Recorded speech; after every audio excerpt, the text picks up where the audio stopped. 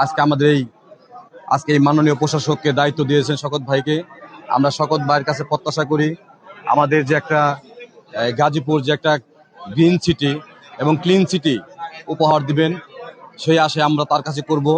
এবং আমাদের মাননীয় প্রশাসক মহোদয় ইতিমধ্যে উনি আপনারা শুনতে পেয়েছেন, বলেছেন আমি এই গাজীপুরকে একটি ক্লিন সিটি করব এবং আমাদের গাজীপুরবাসীর সকলের সহযোগিতা চেয়েছে।